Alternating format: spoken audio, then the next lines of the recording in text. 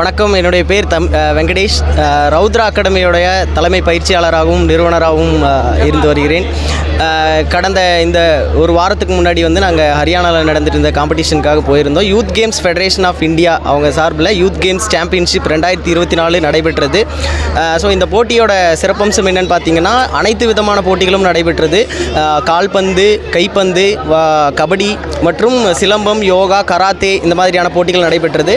நாங்கள் இங்கேருந்து சிலம்பம் மற்றும் யோகா இந்த 2 பிரிவில் கலந்துக்கிட்டோம். சிலம்பத்தில் பார்த்திங்கன்னா ஒற்றை கொம்பு, இரட்டை கொம்பு, மான் கொம்பு, சுருள்வாள், தொடுமுறை போட்டிகள் இந்த மாதிரி பல பிரிவுகள் இருந்துச்சு. இந்த பிரிவுகளில் நாங்கள் ஒரு 4 பிரிவுகளில் கலந்துக்கிட்டோம். இந்த போட்டிக்காக நாங்கள் கடந்த ஒரு வருடமாக பயிற்சி பெற்று அதுக்கப்புறம் நாங்கள் போனோம். இதே மாதிரி நாங்கள் கடந்த ஒரு 3 வருஷமாகவே இந்த போட்டிக்கு போயிட்டுருக்கோம். 3வது முறையாக இப்போ போயிட்டு நாங்கள் 21 தங்கம் வென்றது எங்களுக்கு ரொம்ப ரொம்ப பெருமையாக இருக்குது. ஏன்னா நாங்கள் இதுக்கு முன்னாடி போனதில் எல்லாமே இந்த அளவுக்கு நாங்கள் தங்கம் ஜெயிச்சுட்டு வரலை. ஸோ எங்களுடைய தங்கங்கள் பார்த்திங்கன்னா 21 தங்கங்கள் வாங்கி கொடுத்துருக்காங்க எங்களுக்கு. எங்களுடைய அகாடமியோட சார்பாக அவங்களுக்கு ஒரு மிகப்பெரிய நன்றியை தெரிவிச்சுக்கிறோம்.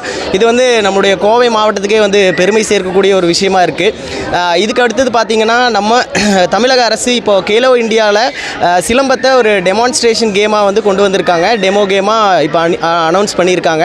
அது இப்போ நடந்து முடிஞ்சிருச்சு. அடுத்த வருடம் இல்லைன்னா அதுக்கு அடுத்த வருடம் சிலம்பத்தை நம்மளோட இதில் கேலோ இந்தியாவில் கொண்டு வருவாங்கன்னு நினைக்கிறேன். அதாவது தேசிய அளவில் நம்ம தமிழ்நாட்டில் நடக்கிற மாதிரி கொண்டு வருவாங்க.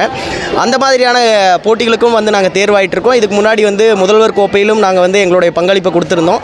அடுத்தபடியாக கேலோ இந்தியாவில் வரும்போது எங்களுடைய மாணவர்கள் இந்த 21 தங்கம் மட்டும் இல்லாமல் எங்கள் அகாடமியில் படிக்கிற அனைத்து மாணவர்களுமே தங்கம் வெல்ற அளவுக்கு நாங்கள் பயிற்சி அளிப்போம் அப்படின்றத இந்த இடத்துல அரசுக்கும் உங்களுக்கும் உறுதியளிக்கிறோம்.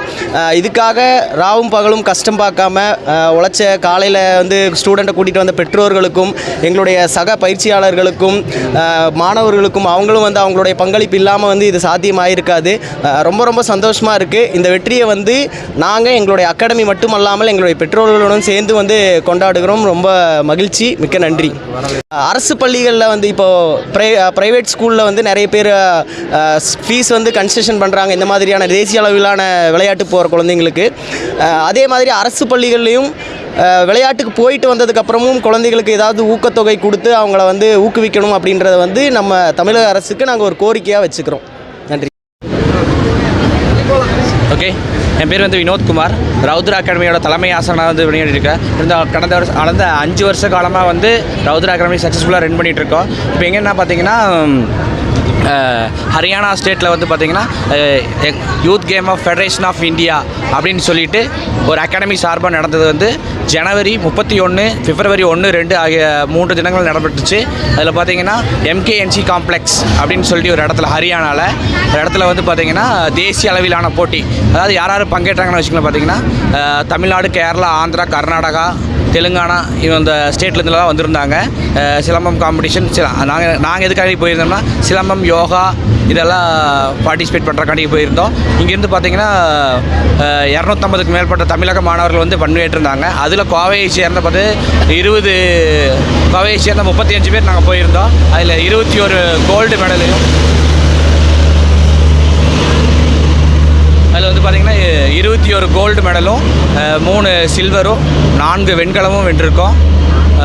இது மூலமாக என்னென்னா அடுத்ததாக